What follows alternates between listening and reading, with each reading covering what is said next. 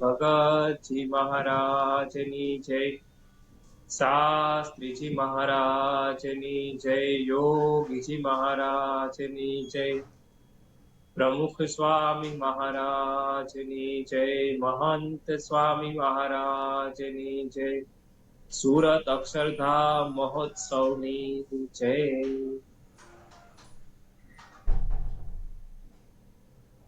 પરમ પૂજ્ય મહંત સ્વામી મહારાજની આજ્ઞાથી આપણે પ્રાપ્તિનો વિચાર સમૂહની અંદર કરી રહ્યા છીએ.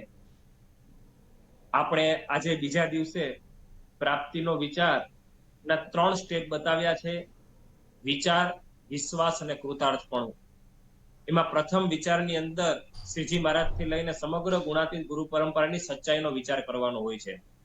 તો આજે આપણે બીજા દિવસે શાસ્ત્રીજી મહારાજની સચ્ચાઈ ઉપર વિચાર કરીશું. પ્રથમ દિવસે પણ આપણે શાસ્ત્રીજી મહારાજની સચ્ચાઈ, સત્ય નિષ્ઠા અને દર્શન કઈ રીતે થાય તે આપણે જોયું હતું. તેમાં આપણે શાસ્ત્રીજી મહારાજની ધર્મનિષ્ઠા જોઈ હતી. તે શાસ્ત્રીજી મહારાજની સચ્ચાઈના દર્શન એમની ધર્મનિષ્ઠામાં થાય છે.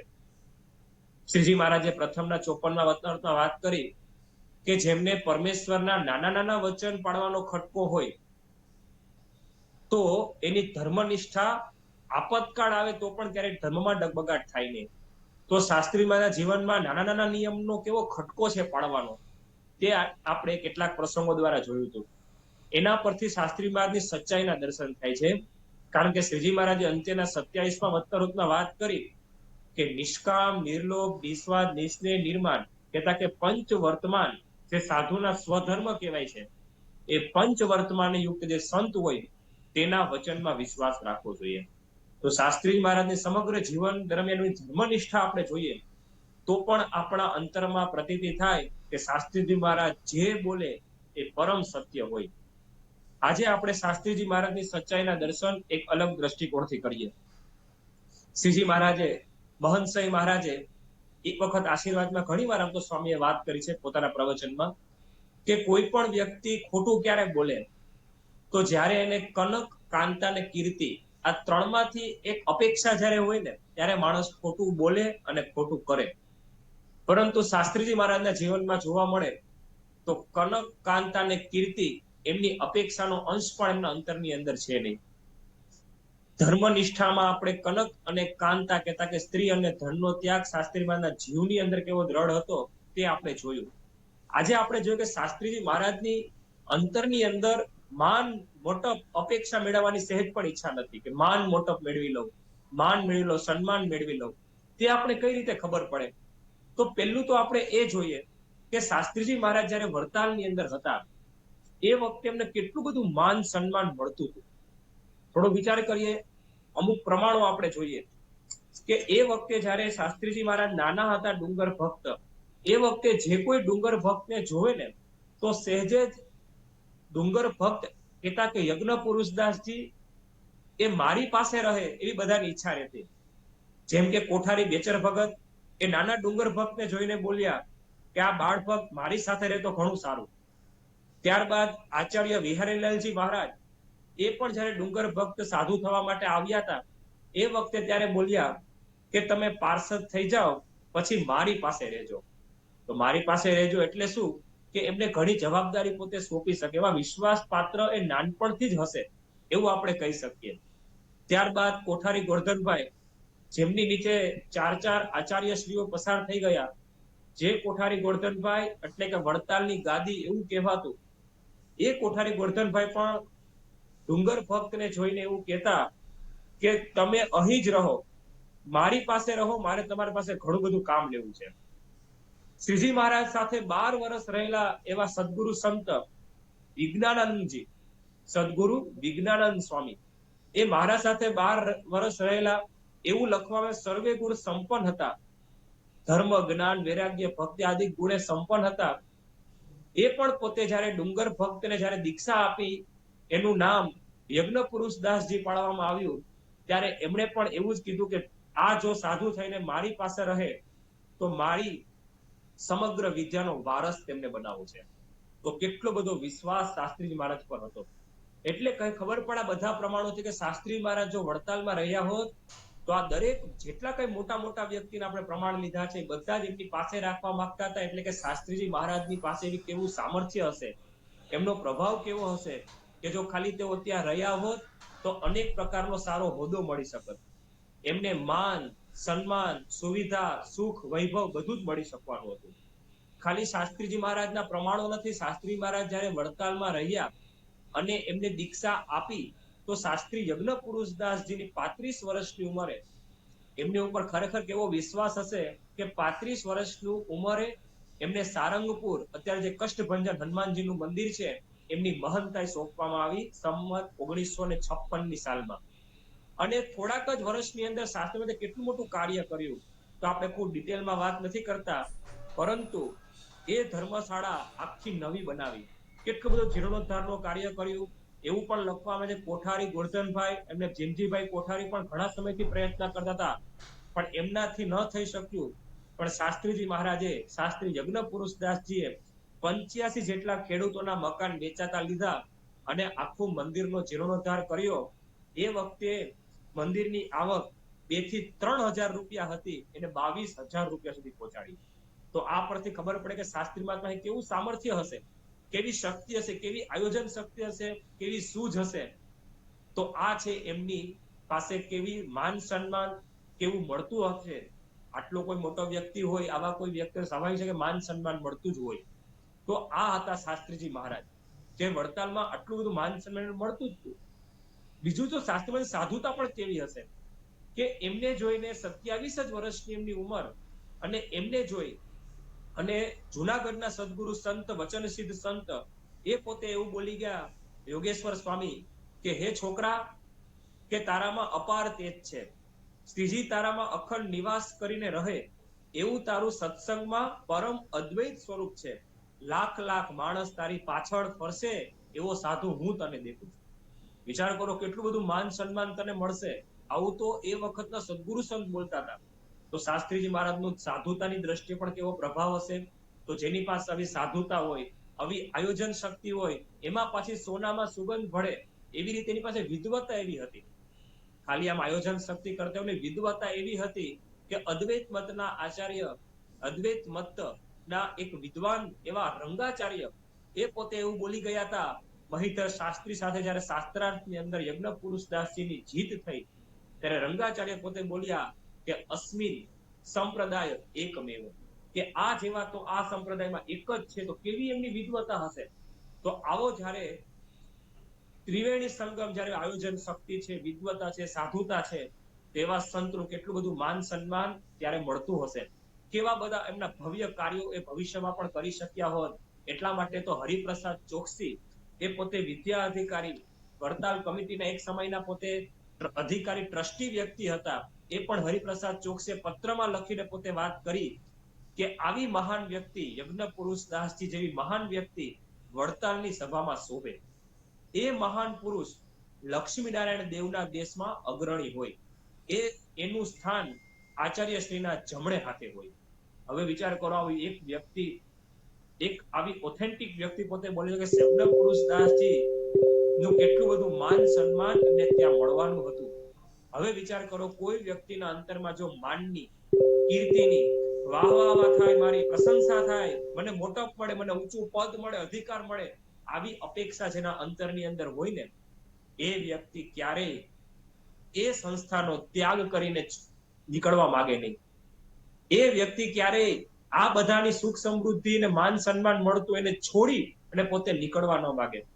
હવે જ્યારે બીજી બાજુ આપણે વિચાર કરીએ કે શાસ્ત્રીજી મહારાજે જ્યારે ભગતજી મહારાજના મુખે સુરતની અંદર ઢોલિયા નીચે સાંભળ્યું કે અક્ષર બ્રહ્મ એ ગુણાતીતાનંદ સ્વામી છે, એમને લોયાનું 12મું વચનામૃત ઉત્તમ નિર્વિકલ્પ નિશ્ચય એટલે શું એ જ્યારે સાંભળ્યું અને એમને મનમાં નક્કી કર્યું કે અક્ષર પુરુષોત્તમની નિષ્ઠા જ્યાં સુધી દ્રઢ નહીં થાય ત્યાં સુધી શ્રીજી મહારાજનો હૃદયગ્રત સિદ્ધાંત એ પામી નહીં શકીએ. શ્રીજી મહારાજના હૃદયની અંદર પ્રત્યેક ભક્ત માટે છે કે અક્ષરરૂપ થઈને ભક્તિ કરે. મહારાજે જીવનનો ધ્યેય છે કે અક્ષરરૂપ થઈને પુરુષોત્તમની ભક્તિ કરવી. અક્ષરરૂપની પંક્તિમાં ભળવું પ્રથમ 21મું વચનામૃત, એને જો પામવું હોય તો અક્ષર પુરુષોત્તમનો સિદ્ધાંત દ્રઢ કરવો પડશે. મધ્યનું ત્રીજું વચનામૃત છે, બ્રહ્મ વિદ્યા સિદ્ધ કરવી હોય તો અક્ષર પુરુષોત્તમનો સિદ્ધાંત દ્રઢ કરવો પડશે. ઉત્તર નિર્વિકલ્પ નિશ્ચય લોયાનું 12મું વચનામૃત જો સિદ્ધ કરવું હોય તો અક્ષર પુરુષોત્તમની નિષ્ઠા દ્રઢ કરવી પડશે. શાસ્ત્રી મહારાજના અંતરમાં જડબે સલાટ બેસી ગયું ભગતજી મહારાજના મુખે. અને પછી શાસ્ત્રી મહારાજે નક્કી કર્યું, જો આવો નિર્ણય શાસ્ત્રી મહારાજે લીધો, ભગતજી મહારાજનો પક્ષ રાખ્યો, અક્ષર પુરુષોત્તમને નિષ્ઠા પ્રવર્તનનો નિર્ણય શાસ્ત્રી મહારાજ લીધો ને, આ નિર્ણય જ એવું બતાવે છે કે એમના અંતરમાં માન સન્માનની ઈચ્છા નથી. શાસ્ત્રીમાં જ્યારે આ નિર્ણય લીધો અને પછી જે શાસ્ત્રી મહારાજની જે પેલા તાળીઓની વર્ષા થતી હતી, પ્રશંસાની વર્ષા થતી હતી, એ શાસ્ત્રીજી મહારાજ ઉપર હવે શું થયું? જ્યારે એમને આ નિર્ણય લીધો ત્યારે શું થયું? અત્યારે જે કાર્તિક સુદ એકાદશી થી કાર્તિકી સુધી પૂર્ણિમાનો આ દિવસો, એમાં શાસ્ત્રીજી મહારાજ ઉપર તાળીઓની વર્ષા, સમજજો, એક બાજુ પ્રશંસાની વર્ષા હતી, પરંતુ એક કવિએ લખ્યું છે કે એ શાસ્ત્રીજી મહારાજ ઉપર કેવી વર્ષા થવા લાગી, તો લખ્યું, સહીથી ફૂલ જેવા માનની ઈચ્છા હોય ને, જે વ્યક્તિના અંતરમાં કોઈ દિવસ આવો તિરસ્કાર, આવું અપમાન, આવો માર સહન કરવાની તૈયારી ન રાખી શકે. તો શાસ્ત્રીજી મહારાજ અંતરમાં સહેજ પણ માનની, કીર્તિની ઈચ્છા નથી. એટલા માટે તો શાસ્ત્રીજી મહારાજના પટ્ટ સાધુ કહી શકાય, મુખ્ય સાધુ કહી શકાય નિર્ગુણદાસ સ્વામી પોતે એવું બોલ્યા. એમને શાસ્ત્રી મહારાજના વચનમાં કેટલો વિશ્વાસ હશે.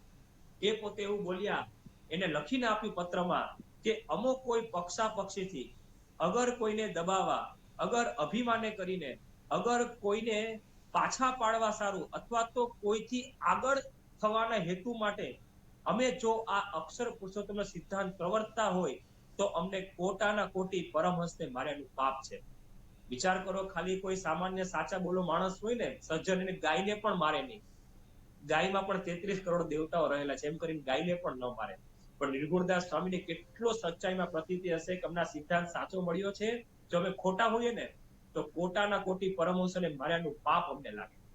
તો આ પરથી આપણે શાસ્ત્રી મહારાજની સચ્ચાઈના દર્શન થાય કે શાસ્ત્રી મહારાજ જે કઈ વાક્ય બોલે એ પરમ સત્ય હોય. તો શાસ્ત્રી મહારાજના કયા વચનો પર વિશ્વાસ રાખવો? તો આ જ વચન શાસ્ત્રી મહારાજે વરખેડાથી પત્ર લખ્યો, આફ્રિકાના હરિભક્તોને શું કીધું? શાસ્ત્રી મહારાજ બોલ્યા, માટે ખાસ મારો વિશ્વાસ હોય, એ સાચા બોલો, પ્રામાણિક પુરુષ હોવ એમ માનતા હો તો ઉપરની વાત સાચી માની ખરા અંતકરણથી સ્વામી અનાદિ અક્ષર છે તે વાતની નિષ્ઠા કરશો. ને શ્રીજી મહારાજ પૂર્ણ પુરુષોત્તમ ભગવાન છે તે વાત ખચિત માનજો. અને પ્રાગજી ભક્ત એ પરમ એકાંતિક સત્પુરુષ છે.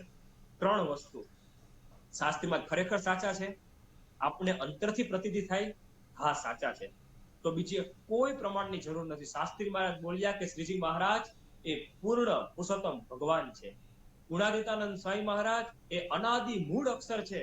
ઓહો, આપણે કેટલા ખરેખર ભાગ્યશાળી છીએ કે જે અક્ષર બ્રહ્મની વાત આપણા શાસ્ત્રોમાં કરી છે, અક્ષરાત સમભવતીહ વિશ્વમ એતસ્ય વા અક્ષરસ્ય પ્રશાસને ગાર્ગી સૂર્યા ચંદ્રમસો વિદ્રુતો તિષ્ઠતઃ, કે એ અક્ષર બ્રહ્મના પ્રશાસનની અંદર સમગ્ર બ્રહ્માંડનું સંચાલન થાય છે. જે અક્ષર બ્રહ્મ એ સ્વયં ભગવાનને રહેવાનું ધામ છે. જે અક્ષર બ્રહ્મ મહોત્તમ મહ્યાન અણો અણ્યાન, કે પૃથ્વીની અંદર રજ, એક નાની રજ, એના કોટામાં ટુકડા કરીએ એના અંદર પણ અક્ષર બ્રહ્મ રહેલા છે. એ અક્ષર બ્રહ્મ એ ગુણાતીતાનંદ સ્વામી છે. અને એ જ લાઈનની અંદર અત્યારે વર્તમાન કાળે મને મહંત સ્વામી મહારાજ દ્વારા મળ્યા છે. એ અક્ષરાત પરતઃ પર એવા પૂર્ણ ભગવાન શ્રીજી મહારાજ છે. એ અત્યારે મને મહંત સ્વામી મહારાજ દ્વારા દર્શન આપે છે. એ અક્ષર અને પુરુષોત્તમ જે બ્રહ્મ વિદ્યાની વાત તો શાસ્ત્રમાં કરી છે, મુંડક ઉપનિષદ બ્રહ્મ વિદ્યાની વ્યાખ્યા કરે છે કે યેનાક્ષરમ પુરુષમ વેદ સત્યમ પ્રોવાચ, કામ તત્વ તો બ્રહ્મ વિદ્યા, કે એ બ્રહ્મ વિદ્યા જેને પામવી અત્યંત દુર્લભ છે. ન તત્ર ચક્ષુર ગચ્છતિ ન વાગ ન મનઃ, કે જ્યાં મન પહોંચી શકતું નથી, વાણી પહોંચી શકતી નથી, આંખ ઇન્દ્રિયો પહોંચી શકતી નથી. યતો વાચો નિવર્તન્તે અપ્રાપ્ય મનસા સહ. હવે એ ભગવાન, એ સંત, એ અક્ષર અને પુરુષોત્તમના આપણે દર્શન કરી શકીએ છીએ, આપણે એમને નજરે નિહાળી શકીએ છીએ. નિષ્કુળાનંદ સ્વામી જ્યારે આવી રીતે અક્ષર અને પુરુષોત્તમ, આવી રીતે ભગવાન પરબ્રહ્મ પુરુષોત્તમ નારાયણ ભગવાન, એના જ્યારે આપણને દર્શન થાય, એને આપણે આંખ દ્વારા જોઈ શકીએ. તો નિષ્કુળાનંદ તો કેફની અંદર કીર્તન લખે આણી આંખે મેં જોયા જીવન સહજાનંદ સ્વામી. સ્વામી દોયલી વેળાનું ધન પામી દુઃખ ગયા વામી. વામી વેદના મારી આવાર શરણ શ્રીજીનું લઈ. લઈ મુવે અર્થે અવતાર આવ્યા આપે સહી. નિષ્કુળાનંદ સ્વામી એક સરસ દ્રષ્ટિકોણ આપે છે કે ભગવાન એ સંત, અત્યારે ભગવાન પરબ્રહ્મ પુરુષોત્તમ નારાયણ ભગવાન એ ગુણાતીત સત્પુરુષ દ્વારા મને મળ્યા છે. આ પૃથ્વી પર તેઓ પધાર્યા, અત્યારે મહંસઈ મહારાજ દ્વારા મને દર્શન આપે છે.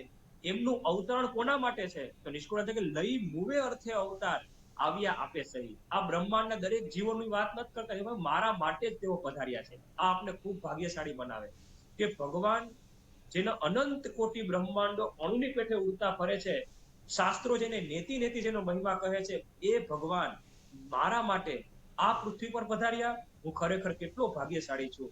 એ ભગવાન મને મળ્યા, એ મારી વાત સાંભળે છે, મારા પ્રશ્નો સાંભળે છે.